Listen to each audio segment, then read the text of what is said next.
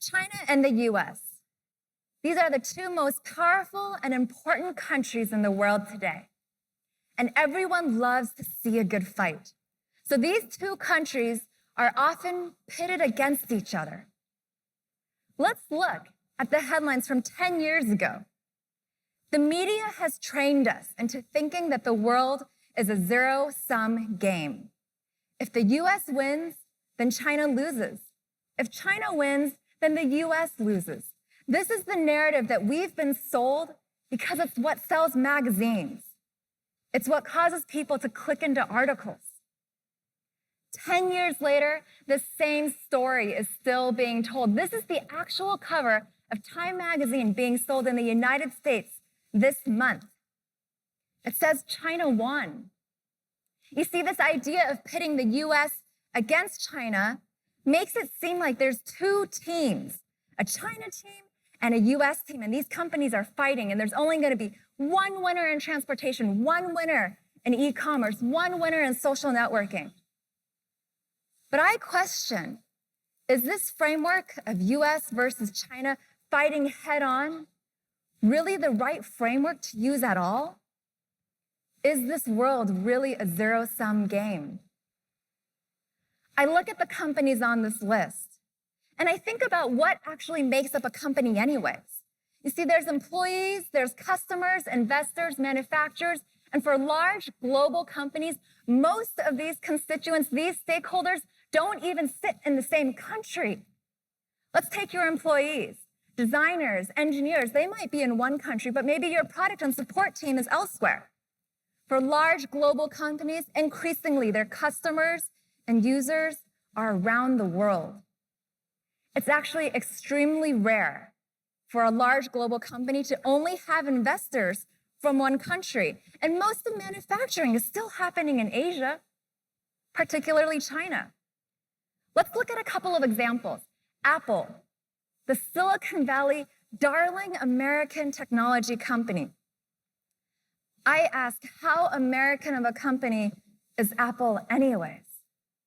If you look at their employees, yes, their designers, their engineers, they are in California, they are in the US, but their product teams and their support teams are worldwide. Their customers are all over the world. In 2015, China was 29% of Apple's total global revenues. Their investors are worldwide, and we know that most of their manufacturing is done in Asia. Without China, the Apple iPhone would not exist. So how American of a company is Apple really? Let's look at another example. Volvo Cars. This is my very first car, a Volvo, and I grew up thinking it was a Swedish brand. In 1999, Volvo Cars was sold to Ford Motors, and in 2010, it was then sold to a Chinese company, Geely. And as of 2013, a bunch of Volvo cars are now manufactured in China.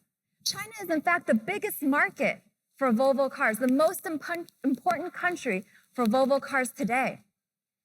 And yet, when you ask consumers around the world, is Volvo a Chinese company? I think most people would say it's not. Let's look at Supercell, company based in Finland, the maker of Clash of Clans, the company, a game that is very big in pop culture, big in Western culture. If I talk to the users who actually play this game, who play Clash of Clans on a daily basis, I bet you the vast majority of them would not know that this company is owned by Tencent, a Chinese company listed in Hong Kong. So what I'm saying is that with globalization, with the internet, for large companies, it blurs the lines of what is a Chinese company or what is a US company. These companies in the long run are all going to be global companies. Let's look at two more fun examples. Musical.ly and Live.me. These companies are headquartered in China. Musical.ly's team is largely based in Shanghai. Live.me's team is largely based in Beijing. And yet their customers, their first market was entirely USA. USA teenagers. And if you talk to the USA teenagers who are using Musical.ly and Live.me, most of them would not know that it's from a Chinese company. So this model where the company, the product, the engineers, the investors, they're all in China, but their target users are in US, do you call this a Chinese company or a US company? it makes me wonder, does the origin of these companies matter? Is that maybe a way that we can label it China versus US? Well, I think in the long term that this label doesn't even make sense. Let's look at the automobile industry as an example. Ford Model T, which took America by storm in the 1920s and changed forever the way the world thinks about car ownership, that was an American product. But decades later, we see all kinds of car brands on the market. Chinese brands, American brands, Japanese brands, Swedish brands, German brands. And it's because important inventions will always spread globally because customers want the best product, whether it's made in China or made in the USA, whether it's Hi, ladies and China. gentlemen. Thank you very much, Connie. In the meantime, we have important guests joining us in the house. 咁多位來賓，我哋歡迎啦，香港特別行政區行政長官林鄭月娥女士，以及係阿里巴巴集團董事局主席馬雲先生進場。Just in time to catch Connie's speech, we have marching in Mrs. Carrie Lam Chang Yit-ngo, GBM GBS, Chief Executive of Hong Kong Special Administrative Region, and Mr. Jack Ma, Executive Chairman of Alibaba Group.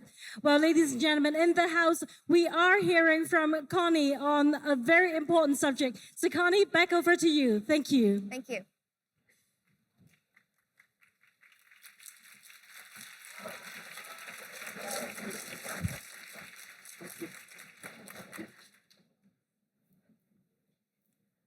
So like I was saying, consumers today, they want the best product, regardless of whether or not it's a Chinese product or a US product. If I look at Alibaba Singles Day, last week they did an impressive $25 billion of GMV in sales in one day. But if you look at the top brands that sold in women's fashion, sports and outdoors, and footwear, they weren't Chinese brands. They were brands like Uniqlo or Nike or Adidas. And then if you want to confuse things even further, if you look at the products that these brands actually sell, the tags of these products will say, made in China, not made in the US.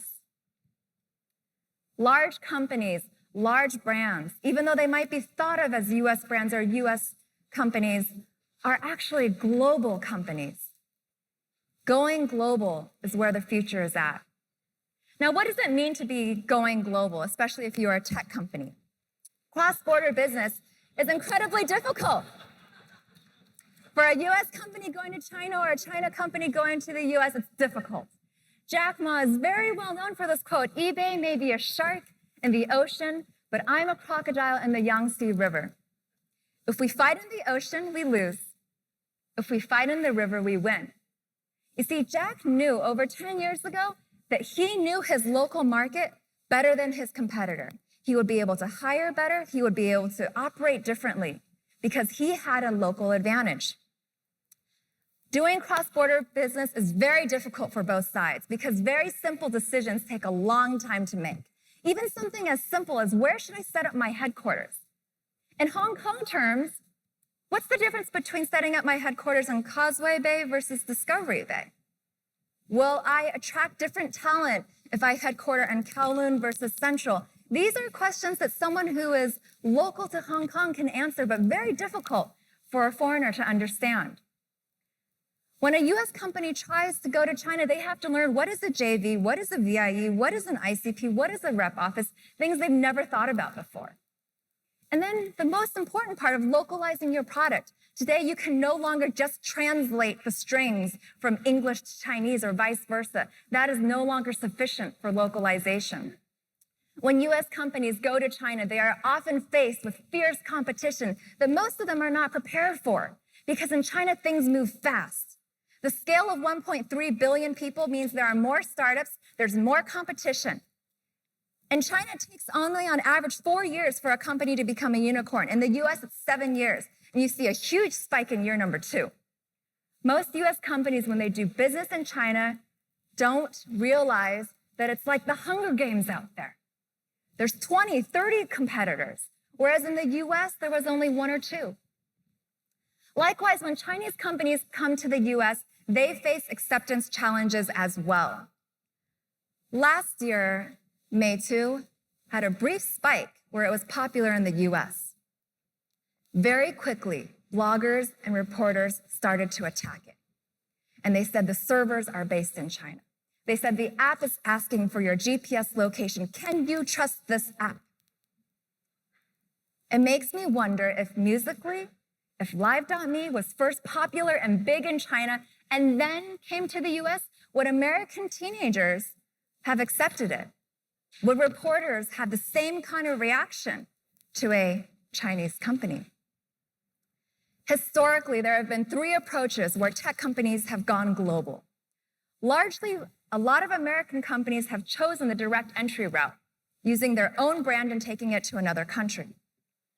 Lots of Chinese companies have taken the acquisition route, where they'll acquire a team but largely leave it on its own.